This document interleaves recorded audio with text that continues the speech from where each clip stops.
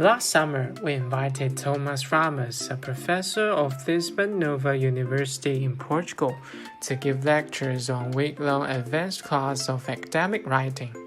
Tomas lectured in detail how to better complete each part of paper, so as to help scholars to successfully submit to good journals. Here, we summarize the key points in his lectures, hoping to help you in future academic writing. General academic papers mainly include three parts. The first part includes title, authors, abstract, and keywords. This part is very important, which needs to be accurate and informative for effective indexing and searching. The second part is the main body of the paper, including introduction, literature review, methods, result findings, discussion, and conclusions.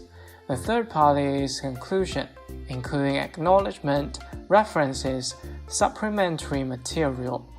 For the papers submitted, different journals have different requirements for supplementary material, so you need to take a look at the guide for authors of the journal you want to submit.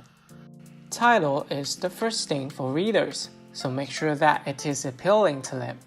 A good title should focus on the fewest possible words that adequately describe the content and convey the main findings of the research.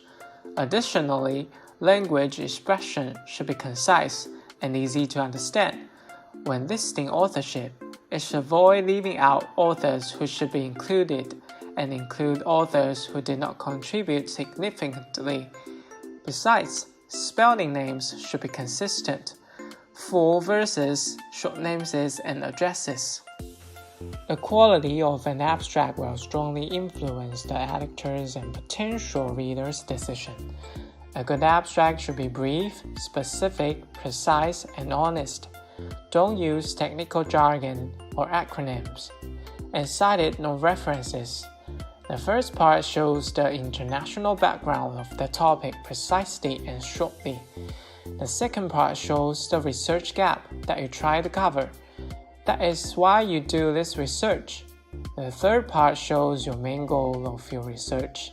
After that, show your method clearly and logically. Finally, show your main findings and main conclusions. Keywords enable your paper easily identified and cited, so keywords should be specific and avoid uncommon abbreviation and general terms. Introduction should include international background, scope of the main subject, research gap, and main goal of the research. In this section, there are several notices. 1. Consult the guide for authors for word limit. 2. Ensure the literature cited is balanced, up-to-date, and relevant. 3. Define any non-standard abbreviation and jargon. 4. Don't write an extensive review of the field. 5. Do not disproportionately cite your own work. 6. Do not describe methods, results, or conclusions, but rather to outline what was done and achieved and so on. Literature review mainly build upon previous research. You should make critical reflections and analysis, have a good and proper logical flow, and establish your own roadmap. Methods must provide sufficient information so that knowledgeable readers can reproduce the experiment or understand your methodological approach. Otherwise, the editor will reject this paper. In your paper, you need to cover research design, data collection, data analysis, reliability, validity, and generalizability, limitation of this method, and put some information on how to deal with it. Besides, the name of the section can be methods, methodological approach, or research design, but not methodology. Of course, different kinds of papers like case study papers, methodology study papers, and so on have different notices. Results and findings can be separated section and single section. In more cases, the integrated way is easier, especially when you start to write your paper. Results are commonly used for quantitative research. However, Findings are more used to qualitative research. Figures and tables are the most effective way to present results. Captions of figures and tables should be complete sentence and able to stand alone, so as understandable without reading the entire manuscript. Discussion of the finding is vital part.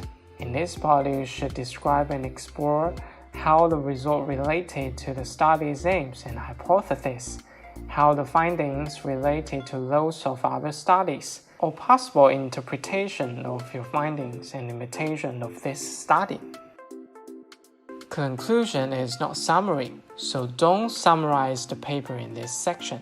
Instead, abstract is for that purpose, so don't overemphasize the impact of your study, but describe how it represents an advance in the field and suggest future experiment. Tomas Ramos stressed that conclusion should be different from abstract absolutely. This is totally unacceptable that same sentences appear in both abstract and conclusion, even the different words with same meaning.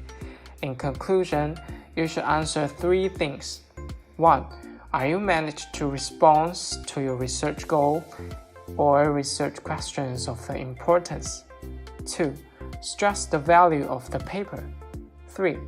Relate what your main findings and what will you achieve or not. In acknowledgement section, acknowledge anyone who helped you with the study. State why these people have been acknowledged and ask their permission. Acknowledge sources of finding, including any grant or reference numbers. In reference section, don't cite articles published only in the local language. Don't have excessive self or journal citation. And don't cite submitted manuscripts not yet accepted. Hoping above mentioned key points should be helpful to your writing. If you have any suggestions and ideas, please leave a message below.